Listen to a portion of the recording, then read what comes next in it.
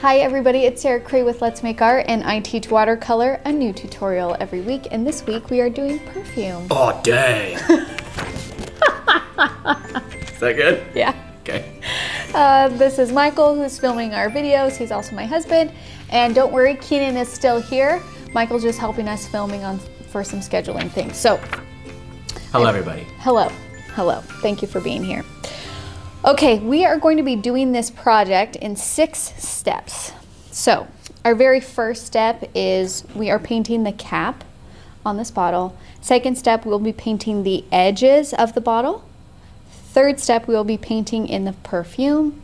Fourth step, we will be going back into the cap and doing a little bit more details. Fifth step, we will be painting the shadows on our perfume and within the bottle. And then our last step, we will be painting our label. Now you can see here that this one is blank, but you guys can make your label say whatever it is that you want. And actually, Michael, I want you to come up with a word, don't tell me now, and then when we get to the label part, that will be what I name my perfume bottle. Okay? Please do an easy word. Because I'm not super confident with my lettering. Deoxyribonucleic acid. There we go.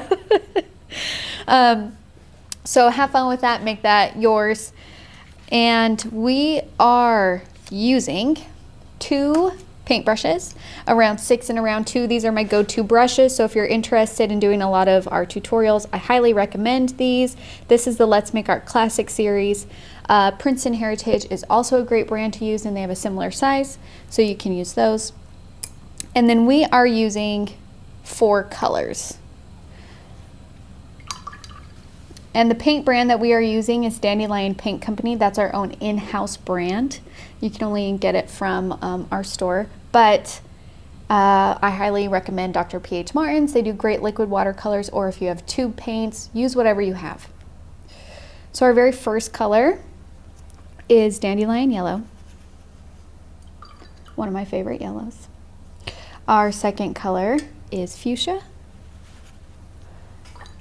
Our third color is Violet, and our last color is Deep Blue. And you might be asking, why do we have 4 super vibrant colors when it looks like we use 2 colors? Well, that's because we're going to mix these colors to create neutrals. But if you have like black paint instead and want to just use black for like all of the different values within this glass bottle, you can totally do that too. So it's up to you. Okay. So we're going to do our outline, then we'll do our oath, and then we will get to painting. So I have my outline here. You're going to take your graphite paper, put it dark shiny side down, take a pencil or pen, and just start to trace. Actually, there's a lot of lines with this project, and I don't want to get confused, so I'm going to grab a like colored pencil or a colored pen, so then I can see where I've already outlined. Okay, so I grabbed a blue pen to make my, there we go, now I know where I've already traced. Also, can I just acknowledge that even though we have an outline, it is super hard to trace super straight lines, or like to still trace things perfectly. So even if some of your lines end up a bit wobbly, that's okay. Not a big deal.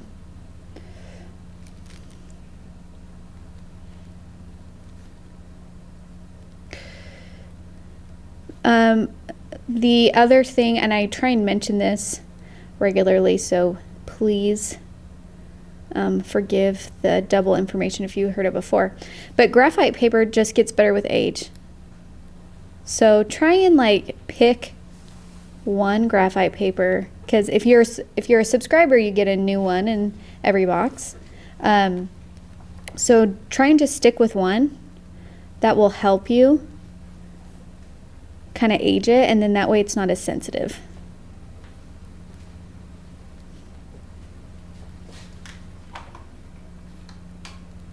There's so many little lines in here. I'm actually going to just check and make sure how that's doing. All right.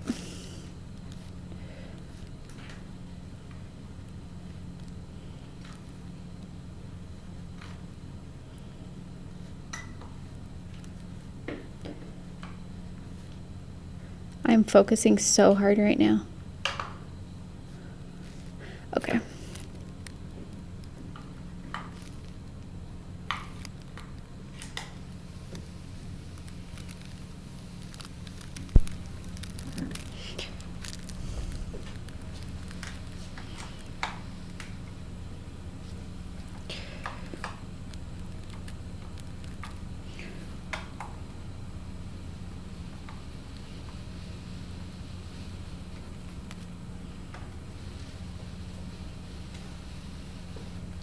had to change microphone batteries. I'm back. Oh, good. Well, not much has happened here. We're just tracing away on the millions of little lines. I love how you can tell that that top is glass even before it's painted. That's awesome. Yeah, I actually have, I'm going to talk a little bit about like painting glass and stuff before we get started, just to call out a few things, because it's one of those where your brain, it's really difficult. Same with like shiny things or metallic things. It's hard for our brain to wrap our head around what it is that we're actually seeing, just because our brain is so efficient and it sees a glass jar and it's like glass, clear, you know, that's all you need. But then when you go to paint it or draw it, you're like, how do I paint something or draw something that is clear? Like, and so this is one where you really are going to be fighting against what your brain is telling you. I need you to speak for yourself about your brain being efficient. Today I had to stare at my shoes for a little bit to decide which shoe went on which foot. So my brain is not operating at peak efficiency. Okay, that looks good. Just got to do my little label square. And I'm nervous about this because I can never, even with outlines, I have a hard time like making things feel square. So if you have issue with that too, we are the same, you and I. If you want to use a ruler to like make sure it's really square, you can. I don't do that. I just don't like rulers. I have a hard time with them. Okay, and let's do our shadow. You don't have to draw this in if you don't want to. I'm just doing a light gesture just to remind myself. There we go. Oh, forgot this part. Okay.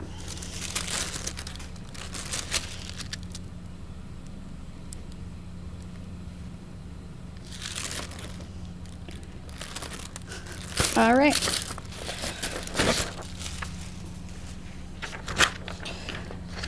Let us do our oath. So if you can raise your right hand and repeat after me. I promise to be kind to myself. I promise to be kind to myself. I promise not to compare my work. I promise not to compare my work. And I promise to have fun. And I promise to have fun. Excuse me. And I like to start that way because sometimes we get scared, sometimes we get in our heads, sometimes we think it's about being the best. It's not about being the best. It's about learning and it's about having fun. Okay. I'm taking a sip of my drink. Before we get started, I want to just look at a glass object with you guys really quick and point out some things. Here's a glass jar. Glass is transparent, and because it's transparent, not only do we see the front, we simultaneously see the back. And so with that, we have to pay attention to the front part of this object while simultaneously having to acknowledge and paint the back part of something. Now, if you look at glass, and this is why this is so hard, if you look at glass and like the glare, and depending on our angles, but like, do you see that glare right in that middle, Michael? Like white? Yeah, kind of. It's more on the side to us by your thumb. Oh, right here. Is that it? Yep. Okay. When you look at glass, try and only look at this object in the way of values, not in the way of it being what it is. So what I mean by that is pay attention to where there is the whitest whites, your highlights, your glares. If you look at this, it actually is only on some of the sections of this jar. From my angle, and of course the angle is going to change depending on how the light is hitting it, I have a bright glare here, along here, on the right hand side, on the top, but in the middle, it's not the whole thing, it's just like dash, dash. There's another one here, and a big one in the middle, from my angle. Okay, so from your angle looking at that screen, where can you identify the whitest whites? That's all we're looking for here. So like, forget what this object is. Look at the whitest whites. Now, after you look at that and find them out, I want you to look at the darkest darks, because even though this object is clear, there are going to be really dark areas. So for me, where I'm seeing the darkest darks is kind of, there's an angle right here, a section right here, the top part of here, an edge right here. The bottom part has a shadow. And then of course the text, right? And then there's everything in between. Between your lightest lights and your darkest darks, you have a range of values. And this is why painting glass is so tricky, because you have to pay attention to all of those things and communicate all of those things. It's almost like, do you know what it just reminded me of? Okay, you know when you watch like Chopped or something, or cooking shows, and they're like, it's a deconstructed PB&J or something. It's almost like we have to deconstruct this glass object in front of us in order to effectively paint it and draw it. And then when it's done, that is how you actually construct it in the end. Does that make sense? Yeah. Okay. Now, a couple other things that I want to point out. And the other thing to pay attention to with glass is that there's a thickness to it. It's not paper thin. So like, especially when you get to the bottom here, like, and I'm going to put it this way, maybe the side camera, can you see that bottom here? You got to like bring it down to your left. Perfect. Okay. So here's the bottom. We're going on two different planes here. Here's the bottom of the inside of the jar, but then here's the bottom of the actual jar. There's a thickness there. There is a space there to account for the glass thickness itself. And that's how it is across this entire thing. Okay? So like when you put in your perfume, you'll notice on our reference photo, I have a space between the edge of the bottle and where the perfume hits, because we have to account for the thickness of the glass. And the same thing right here. This is the inside of the bottom of the bottle, but here's actually the bottom of the bottle. Okay? So I just am like pointing all of these things out so that when we go into like just painting these darker values, you understand why we're putting them in here, right? Because if we were to we could just outline this totally and just do a black outline and paint it, and people would probably tell that it's a perfume bottle. But if we want to actually give the feeling of transparency, it is all about values. It's all about painting in those different values. Okay? I'm just doing some heavy work about what I should put in that middle word still. Good. Okay, so let's mix some different values here. Now, I'm going to try and mix like a gray blue. And I'm going to start by grabbing some dandelion yellow and some fuchsia and some blue. And I'm going to put more blue in, because I don't want it to be brown, I want it to be gray. So if I do like even parts of each, it will be more brown. And to cool down your brown, to make it more gray, you're going to add more blues and purples. I'm going to do more, even more. There we go. It's like a nice pair of Levi's over there. Not anymore. Now it's gray. Okay. I'm on a delay. Okay. I'm like, what are you talking about? Okay, so here's a good, cool gray. And if you even wanted to like add a little bit of purple, I don't know, let's just see what that does. Just on the corner, so I'm not like messing with my whole mixture in case it doesn't work out. Okay, that's too much purple. The purple is strong. Too much purple. Don't go there. Unless you like it. It's your painting. You can do whatever you want. Okay, then I'm going to take some of this gray and add some water to it on the corner, so I have different values. I keep on wanting to add blue in there, so I am. There we go. Okay. You can do the same exact thing by just using black actually and adding water to it, and then you have a variation of gray values. However, I will say that there's the benefit of being able to mix neutrals is that there's a color richness to it.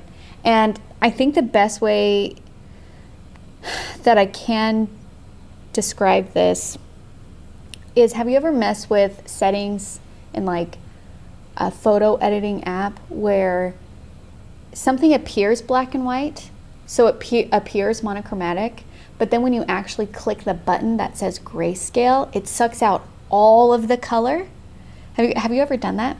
There's a difference. Even though a photo might appear just black and white, it doesn't actually, it still has color in it. And when you hit that like grayscale option, I'm thinking of Photoshop right now, it sucks out all of that color and it is true gray. The same is true for when you're mixing colors. Even though it appears like a neutral and it will read as a neutral like a gray, there actually is color in there. Where if you use just black with water in it, depending on the black or the gray, but for the most part, it's just gonna be lack of color. Does that make sense? Mm-hmm. Okay. Okay, so we got some good grays. And I have a variation. I have my lights and I have some darker ones over here, okay? So I'm gonna start with my 2 and I'm going to grab this neutral color and I'm just going to, where my outlines are, put them in. Now I did my outline fairly dark when I was tracing, so you might see my pencil lines through it. This is probably one where maybe using a watercolor pencil and using a light box to trace might be helpful, because then the pencil lines will just kind of wash away. So you'll see I'm just using light values, putting in my lines.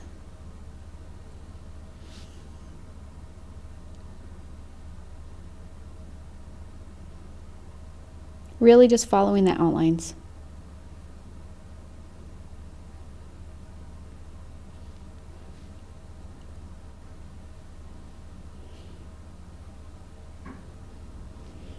Okay. And then in the middle of this top of the cat, I have like a light gray glare there. And then on the edges, it's a darker gray. Ooh, that bled. Hold on. If that happens, you just suck it up with your paper towel. And try not to touch the wet portions. Okay. Have you ever found natural glass before, like on the beach? Mm-mm. Sometimes when there's lightning and thunder by the ocean, it'll strike the beach and make glass. Oh, I know that from Sweet Home Alabama, actually. Do you know that movie? I feel like I've seen it, but I don't We know. have totally seen it. Does she have a baby in a Walmart? No. Nope. What is that one? That's like Home is Where the Heart Is or something like that. She names her daughter Americus. Well, I know what we're watching tonight. Sweet Home Alabama. And then if you look at the top part of my cap, I have a darker value in there too.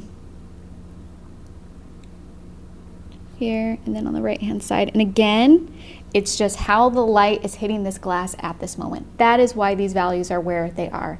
And I know that that's really difficult to teach, because then it's all about the context of what you're seeing and the lighting of what you're seeing. And so my biggest advice to you is, if you want to paint glass on your own outside of this project, you need to have either it in front of you or a reference photo in front of you, because that will inform you of where all the values are, because it is so dependent on the lighting in that situation. Okay?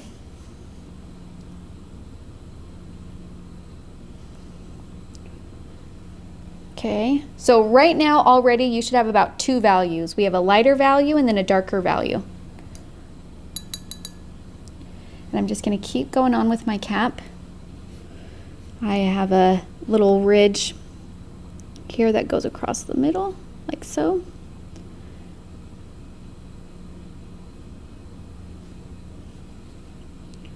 Just following my outline sections. And then if you get lost, because there's a lot of lines here, don't stress out. It's not going to ruin everything.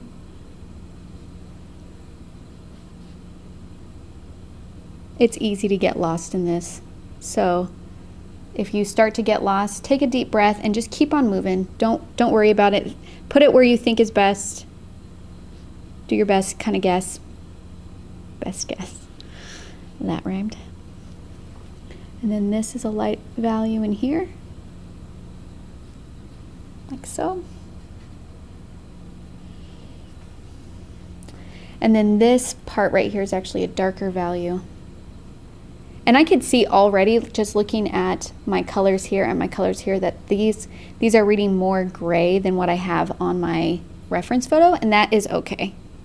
Not a big deal. All of our colors are going to be different because we mix them. But again, if you want them to be more colorful, then just keep adding blue. Now I want to point out, let's say you decide you want them to be more colorful and you add blue, and then all of a sudden your neutrals are blue. You're gonna have to go back over what you already painted with a blue layer to make those colors match. Because even though like the blue by itself will read as a neutral if it's by itself. If it's next to gray neutrals in your painting, then it's gonna pop out blue and it won't read as a neutral because you already have a neutral on your paper. You know what I mean? Okay.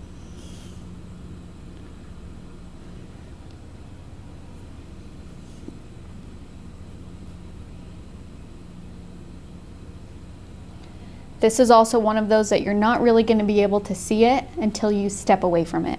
So don't judge your painting as you're painting it, because right now my brain is telling me, what is this? Like, what is it that I'm trying to be looking at? It's because we're too close to it. So just be like, it's all right, brain.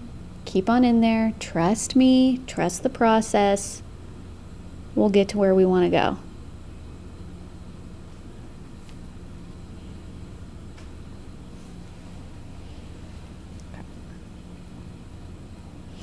Okay, so there is step one. There's my cap. Now we're going to move on to step two. We're going to paint the edges of the bottle. So, like right down here, I'm going to just start at the bottom. We got a dark line, dark value, okay, and it's kind of thicker.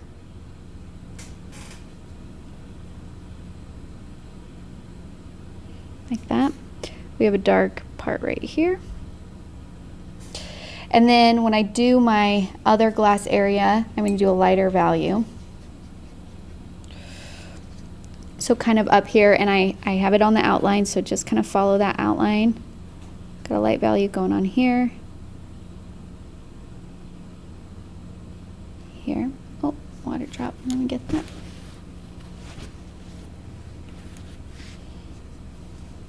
And then we're going to kind of go along the edge. If you overlap the lines, that's okay, because we're going to be painting purple on most of them. But the outer section right here, that we want to stay gray or white. What's weird about glass is like you feel like it's a totally man-made product or whatever. It's totally not. And glass type things happen all the time, like obsidian, that like black sharp rock that they use for arrowheads. Yes. That's a glass.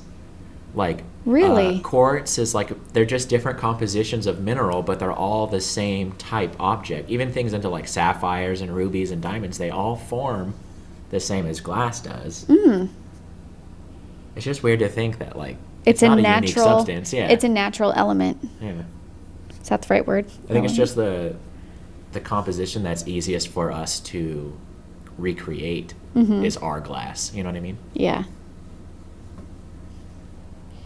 Okay.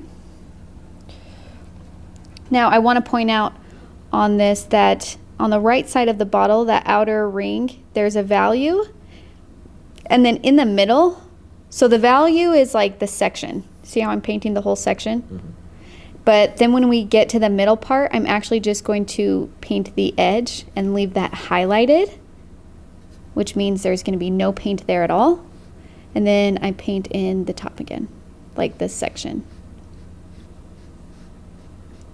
You may have mentioned it, but I'm going to ask again. Painting something like this is much easier from a photograph than from a real-life object because of lighting changes, correct? Not necessarily. Because if you control the lighting, are you saying like still life? I'm from just saying, real like, life. if you have this bottle in your room and you're painting it and the sun goes down, it's going to look a little different. That's true. I guess it depends on if it's a controlled light, then you can paint it from life. But if you're using natural light and it takes you a while to paint, then that light is going to be continually shifting and changing throughout the process, which will make it very difficult for you to do this, because all those values in highlights and shadows will change along with your lighting. That's one part of it. The second part of it is just more difficult in general to paint off of from life than from a photograph. And that's just because from life, our world is three-dimensional, so you have to flatten it, where a photograph has already done that work for us and has already made it two-dimensional for us. And so then it's easy to transfer to a two-dimensional surface. So those are the two different things at play. But that's why also painting from life is extremely beneficial. It is hard. It's hard, but if you are interested in improving your artistic skill, don't just shy away from that. There's so much, like, the reason why that's important is because your brain has to be making a lot of the decisions instead of letting a photograph make the decisions for you. So it is an admirable and valuable thing to learn. So don't skip that part if, like, this is really what you want to, like, be technically sound at. It's important. I kind of love this part because now I'm like, if you take a step back, this is now where you can just step back for a minute and be like, that is totally glass. You know what I mean? Can I see what it looks like overhead? I just love looking at it.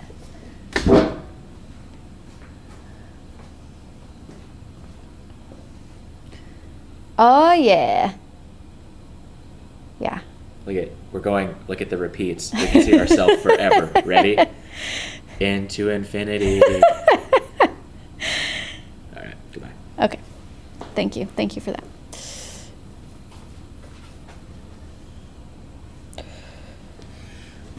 Okay. I'm just making sure that there's nothing that I'm missing.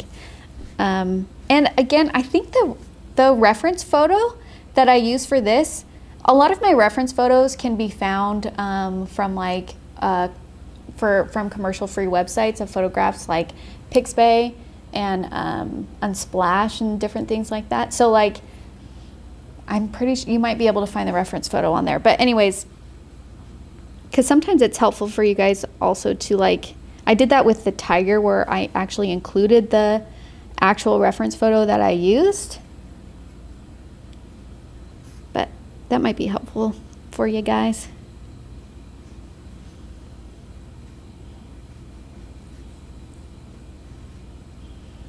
Okay. All right, now we're moving on to step 3. We're gonna put in the actual color of our perfume. And you guys can make it whatever color you want. I really wanted to match with like the theme for the month of February, which is we're doing like these pinks and purples and blues. So I decided to do like a pinky purple. So I'm gonna mix my fuchsia and violet.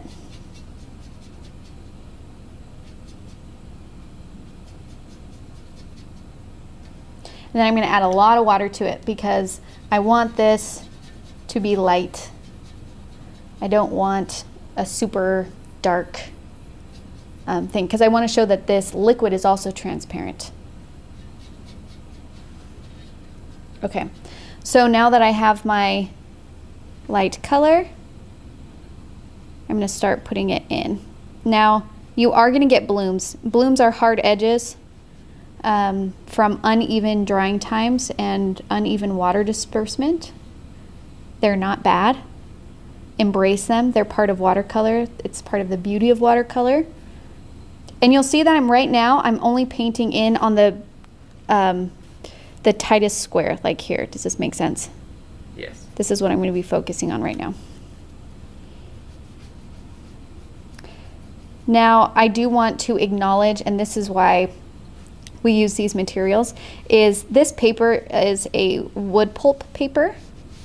And wood pulp watercolor paper, just how the process of how it is made, it tends to bloom more than a 100% cotton paper. It also works really well with liquid watercolors, okay? If you don't have like a wood pulp paper, this is Canson, there's other types out there, and you try and use liquid watercolors on like sometimes Strathmore or something that's 100% cotton paper, it just doesn't work the same. It just doesn't react the same way. So I have noticed that a sweet spot with these materials is liquid watercolor and Canson or a wood pulp paper. That's where I get the best results for me. This is a good time to interject that the best, quote unquote, is totally subjective, because like Canson paper is by far not the most expensive, but for what you do, I mean, and I'm married to you, so I see it, you use it all the time. It's like the only paper you use. I don't know, it's just funny how like good is totally relative to what you're trying to achieve. And yeah, exactly. And it just really depends on what you're trying to accomplish with what it is that you're painting. I do a lot of illustrative work. I do a lot of digital art too. And so like, I love the liquids for their vibrancy, and the liquids work best on this paper. However, they are fugitive. Fugitive means that like, they will fade over time. That's how liquid paints are, they're not light fast. And I just want to point out that even if you are using light fast paints, like tube paints, high quality professional paints that are light fast, you still never want to hang original artwork without protection in sunlight. No matter what, it will fade. And so for me, because I don't actually like, I just paint so much and I paint so many different things, it's okay if it's not light fast, because most of the time it lives on my desk anyway in a pile. That's how I store my paintings, is literally just piles of paintings. So if that is what you're fine with, then like these will work for you. If you're interested in creating like a family heirloom painting that you can pass down on for generations or things like that, then you maybe want to use some light fast paints just for that extra protection. We carry Daniel Smith, that's a great brand. Winsor & Newton is a great brand. I mean, there's a lot of different paint brands. And then in those cases, and if you don't like blooms, you might want to get like 100% cotton paper. Like Arches is a great paper. Okay, and I want to point out a couple of things before we move on. I have little shadows in these corners. So here, along the bottom, and I have a thick purple line at the top of that perfume bottle. Okay, so I got to paint that in, and then it's darker on the edges. So I'm pointing those out, and I'm painting them in right now.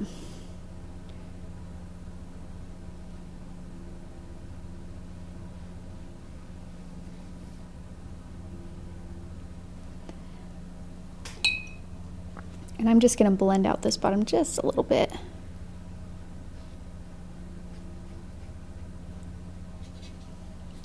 And then this one, I'm going to go across till it meets that edge,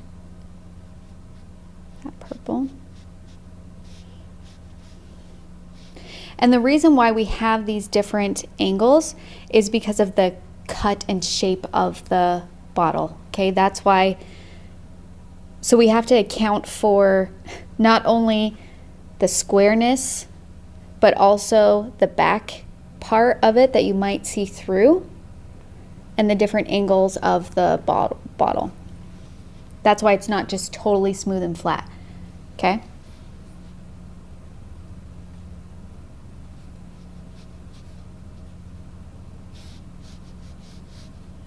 And then I'm going to use my round 2 actually for this dark purple line at the top.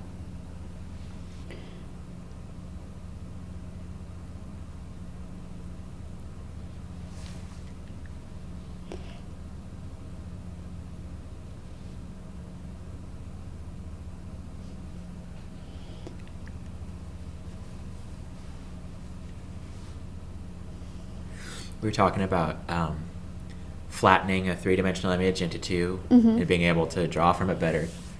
I watched a video a while ago that was really interesting, and it was talking about spatial dimensions and how we live in the 3D world, okay? But there's more than likely more. Just because we can't see them doesn't mean they're not there, right? And the experiment that you're supposed to think about is pretend that you're a stick figure and you're just flat. Okay. You are two-dimensional all the time. And the only thing you ever see is two dimensions. You couldn't imagine that there was a third. Just because you're on that paper all the time. You know what I mean? That's how we are. We live in 3, and it's like almost impossible to imagine that there's anything else. But there probably is.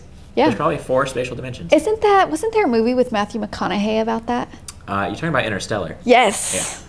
That was such a good movie. Wasn't that... Is that what it's from? Well, because I believe the 4th dimension was more time, and that's how he was able to... That's a temporal dimension. Okay. They get into those. Spatial dimensions is just 4 actual... Okay, so like pretend you're the stick figure. Okay. And you only live on the surface of water. You don't know that there's anything below you. You don't know there's anything above you. You just live right on the surface. Okay. And then Sarah Cray, the 3D creature, comes along. And you dip your hand into the water. The little 2D creature only sees the line. So it still thinks there's only 2Ds. Yeah. Even though you're a 3D creature reaching in. Yeah. We could be seeing, as humans, 4D things, but they come into our world as 3D. Okay, I see what you're saying. That's the Matthew McConaughey thing. That's where the time comes in. Okay. That's a great movie. That's a great movie. We saw that in, what was that, 70 millimeter film in the IMAX? Yeah. Wasn't that amazing? Yeah. Sorry, I'm just thinking back to going to the movie theaters. Okay. So I have my dark edge right here, and you'll see that there's still like this chunk that hasn't been accounted for. There's still, it's most likely empty, but the perfume color itself would be, like that color would be reflected. So I'm going to paint that in. Really light purple, okay? I got the best name for this label. I'm so excited. I'm excited to know what it is. And then this section closest on the left-hand side to my purple is going to be a really light purple. And then that next chunk is going to be a dark purple, but I'm going to let that dry first. This one, this middle is light. And then it gets darker in the corner. So I'll put that in.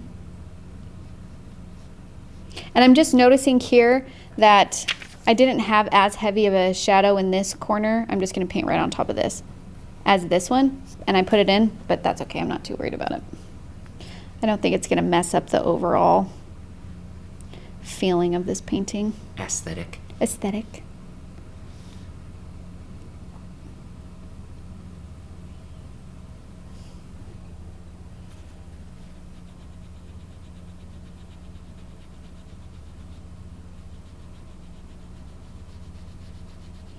I really love these blooms I got on my I'm perfume. still thinking about Interstellar, but yeah, those are great blooms. Do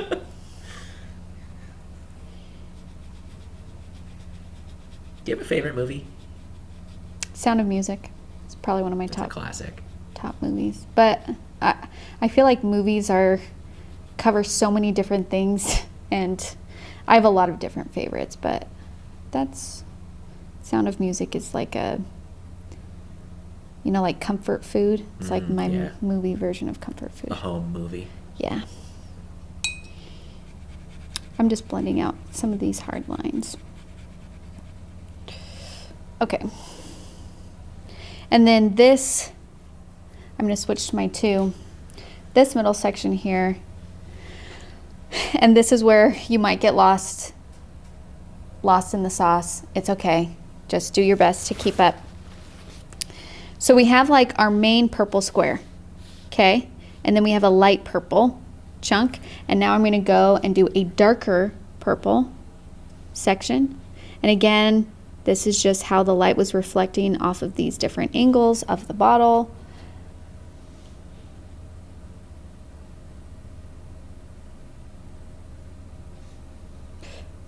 I can mix that back here, like so.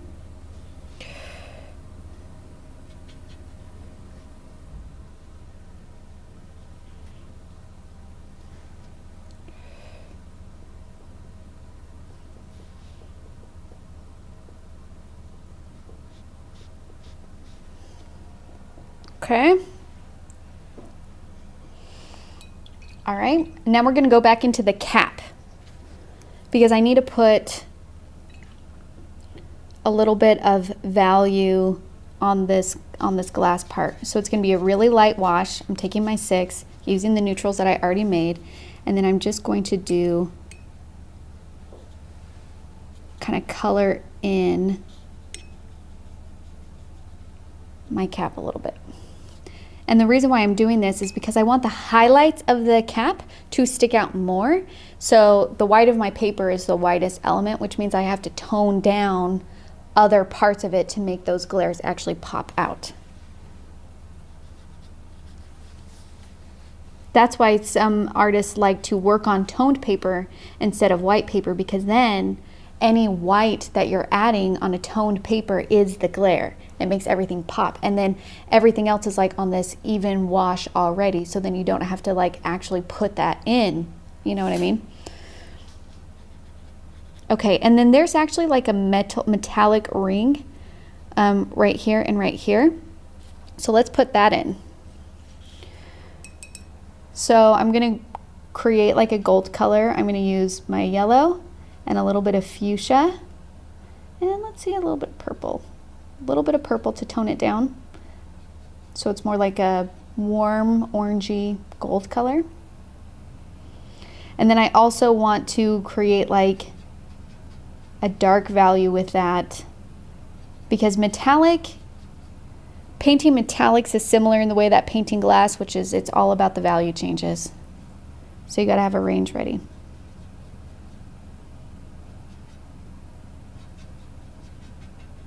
Okay. Do you have a favorite metal? Favorite metal? Yeah. To paint, or just like? Like death metal, black metal, heavy metal. I'm just kidding. No, just like, do you have like a favorite? Do you gravitate towards a look of like bronze or copper or? In art? Not just in life. Oh, in life?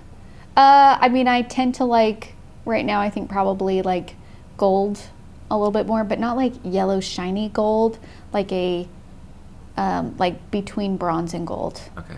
Earthy, hammered gold. Yeah. Okay. So looking at my little metal rings here,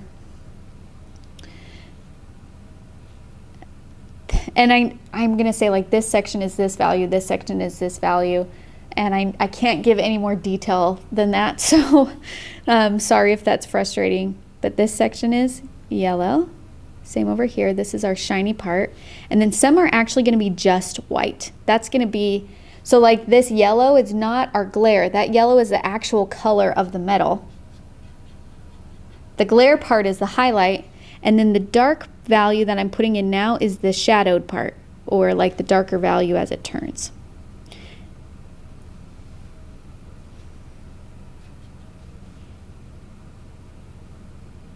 And the same is true if I can take off my wedding band here and show you. Look at this ring and how the light is hitting this ring. How there's white, how there's the actual color of the ring, and then the dark values on it. Because the thing with metallic is it reflects everything around it. So not only is the light creating glare, but the objects around this object are reflected in it. That's why it's so difficult. That's what all of these darker values are. And like if you put an object closer to the ring, it will then create different values. Like now I have yellow in there because this pencil is yellow. Like a stronger yellow orange. Isn't that interesting? Super interesting. Sorry, I got lost. You know that, I feel like it's a pencil drawing, but it's the guy holding the reflective ball, and then the drawing is just like the entire scene reflected in that ball. Yes. That always blew my mind. And that's a great point. I'm glad you bring that up. I know like photographs like that where we see like reflections or things like that are really, how do I say this? We get excited when we can see things in a different way, compositionally or whatever. But you have to be extremely talented as an artist to depict something like that for it to actually make sense. Because our brain likes to pick up on things that we see. So if you're trying to paint an entire scene from what is reflected in like a round surface like a ball, like when we see a photograph, we're like, oh, that would be so cool to actually like paint and draw that. But it is super difficult to do it realistically enough that a viewer who is not able to see the reference photo could actually determine what's going on in that painting. Does that make sense? Totally. So sometimes I notice this where a lot of people like to see like really cool photographs, like that would be so cool as a painting, and it's like it would if like you're able to actually like communicate it, because it's really, really hard to communicate things that our brain can't place. Okay, so there's my little like metallic ring. I'm gonna add a little bit of just like warmth on that side just to really show that it's metal, like a little gold ring across. There we go. And I have a dark value kind of underneath here.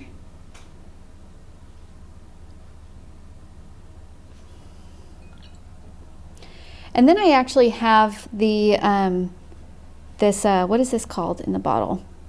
The little spigot that like pulls it to the top so you can spray. Spigot's not the right word, a tube.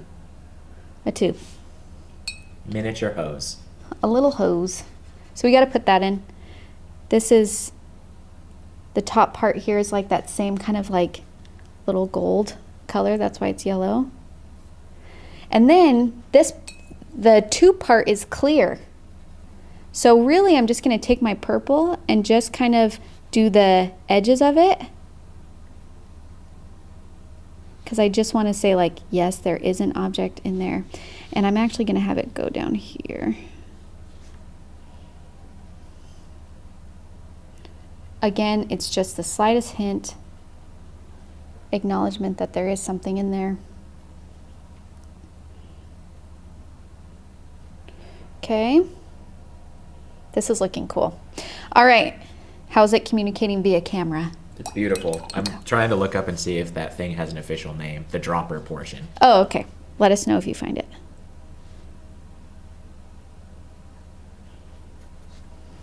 Okay.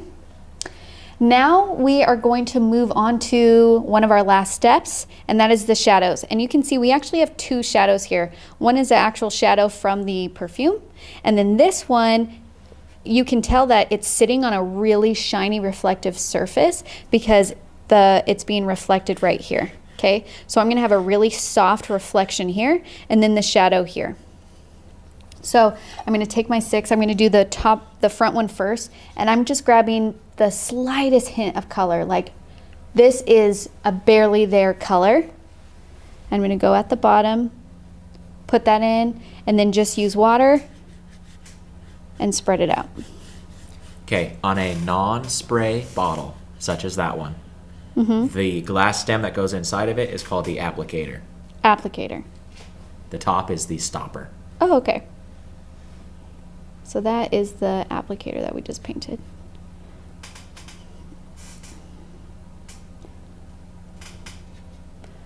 My paper is wet, so I'm trying to look at it from an angle so I can actually see it, because the glare is affecting what I can see. There we go. So again, we're just showing that the surface that this bottle is sitting on is shiny, and now we're going to put in our shadow. And the shadow itself, because the color of this liquid, it's going to be actually reflected in the shadow. So I'm going to grab my purple, but this one is going to be a little bit of a darker value. This painting is deceptively complex. Yep. Yes, it is. Okay, so along this corner, I'm going to grab actually a little bit more blue. I'm going to do like a blue-purple for this shadow. I'm going to start right at that corner where it meets, and then just take your 6.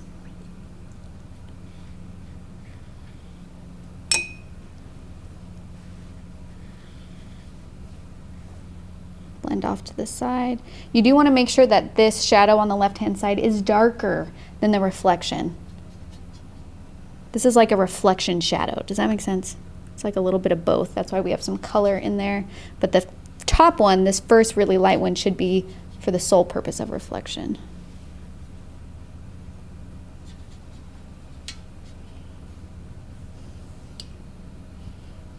I'm just doing a darker layer, kind of darkening up my...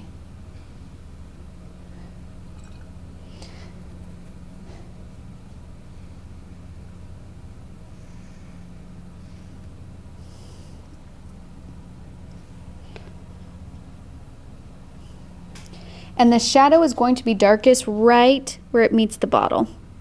So right on this corner.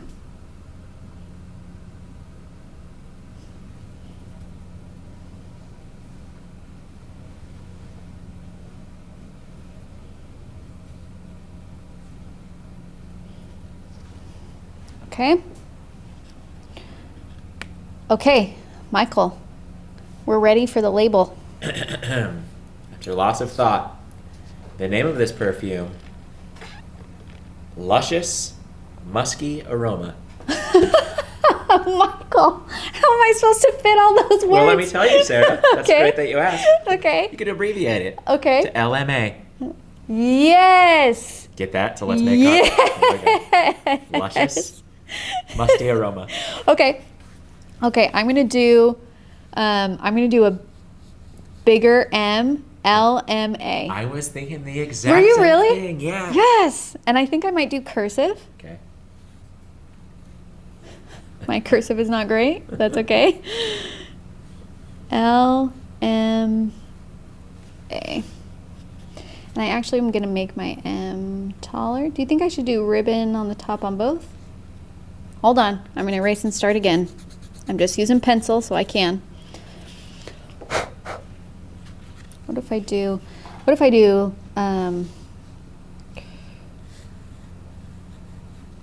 nope. Oh my gosh, why am I practicing on my, why don't I figure this out on a scratch paper? Is it musty or musky? Musky, luscious. Musk. I think it's a musk when you're referring to a smell. Must is like gross smell, but I think musk is like a general. Okay, so I it's don't know. musky. Let's look at here. Let me check real quick.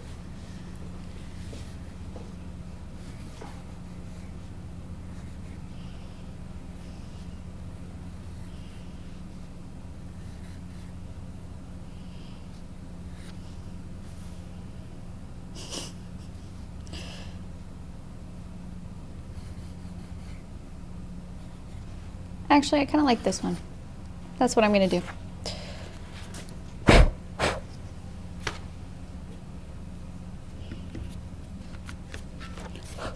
Okay. So I'm just going to do L, M, A. That's pretty. All right. And if you guys want to make it like a dark color, again, you're just going to mix, pretty much just mix all of your colors together to get a dark value. I Googled, what is the difference between a musky smell and a musty smell? And the answer is, a musky smell has a musk scent, where a musty smell has a must scent. You're like, thank you. Well, I think musty is like moldy, and I think musky is different. Yeah. Okay. Just using my round 2, thinking about what Nicole has taught me about lettering. If you want to learn about lettering, we do have some tutorials.